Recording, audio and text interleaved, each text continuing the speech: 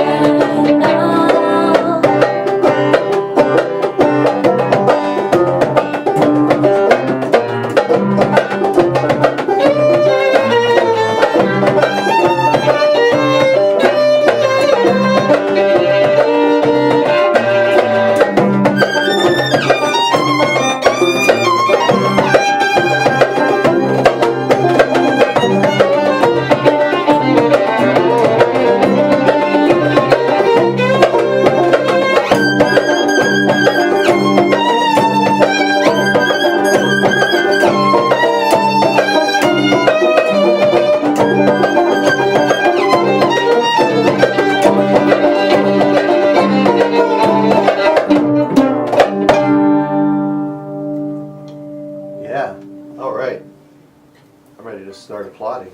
That was great. Thank you. I think I lost my microphone here. I don't know what's going on. Anyway, while I figure that out, why don't you tell me a little bit about your background? I was reading, all of you guys seem to have studied very early on, Jordana, so you want to tell me a little bit about your background and when you started playing music? Sure, absolutely, yeah. Well, we are all classically trained, although there's not really classical training for the banjo. Rebecca is actually also a violist. And I'm not sure how much of that translates, but some of it's gotta. Mellow personality. And so yeah, we started very young, as many classically trained musicians do, although some of them start when they're 2 or 3. We were more in the 7 or 8 years old range, which is much more reasonable.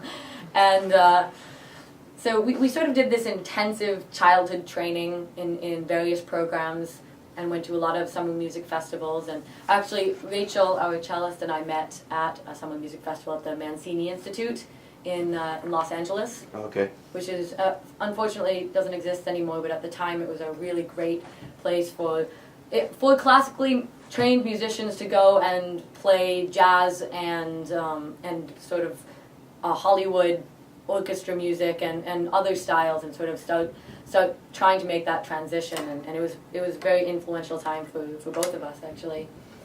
And so we, like I mentioned before, Rebecca and Chris and I went to Indiana University, the Jacobs School of Music, for undergrad, and Rachel attended Peabody, which is a conservatory for music.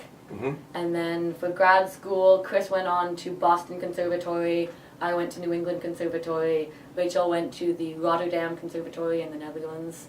Wow. And Rebecca continued her studies at Indiana University. So. Wow, so you guys all came together at Indiana University at one point, and you met Rachel at Indiana University, or through the... in LA, actually, at the music festival. Yeah. Awesome. Yeah. Joanna's background is a little bit different growing up in Indiana, because she grew up not only with classical but also with bluegrass, being in a small town in southern Indiana. So that was partly how this got started, because there's a fiddle festival in her hometown called the Lotus Dickey Festival in Paoli, Indiana. And so she invited me to that festival because she was playing there, and so that's kind of where I got interested in the banjo. Awesome. Well, there's so many things like festivals around that I only recently found out about, like down in Winfield, they have one every year. Walnut Valley, is that one you ever heard of? Sounds vaguely familiar. Oh, okay. It's it was like the precursor to Telluride. Oh, okay. Probably should be more than vaguely familiar. Well, it's like I'd only found this out like recently, like that. I guess Tim O'Brien and those guys would go down to Walnut Valley Festival. It's called Winfield. It's in Kansas, Winfield, Kansas. And then they said, "Hey, we should do something like this in Denver," and that's how Telluride came about. Wow. But yeah, it's kind of like the granddaddy of I don't know, folk bluegrass festivals, where they have the flat picking and finger picking championships and stuff, like guitar stuff every year. Yeah. And I lived in Kansas, and I never got a chance to go down there, but I knew people that played there, and it's really cool. If you ever check it out online, it's, we will. Yeah, I would. Maybe they have slots open this year. Yeah, it's. I want to say it's in May, but May or September, I can't remember. That rhymed. Yeah, it did. When you're a songwriter, it's like you rhyme stuff. So speaking of songwriting, do you guys write together? How does? We do, actually. Yeah, it's a very collaborative process for us. Sort of one person will come to the table with an idea for a song, and then everybody will jump in and get their 2 cents in, or their $7 in, depending on the song, and the final product is a big mesh of everyone. So I noticed one thing: there's no guitar. No guitar. No guitar in the band. I guess the banjo is the closest thing, huh? Yeah, Rachel plays the guitar, but I offered to play guitar, and they said they didn't want it because it's the specific instrumentation, that's the concept.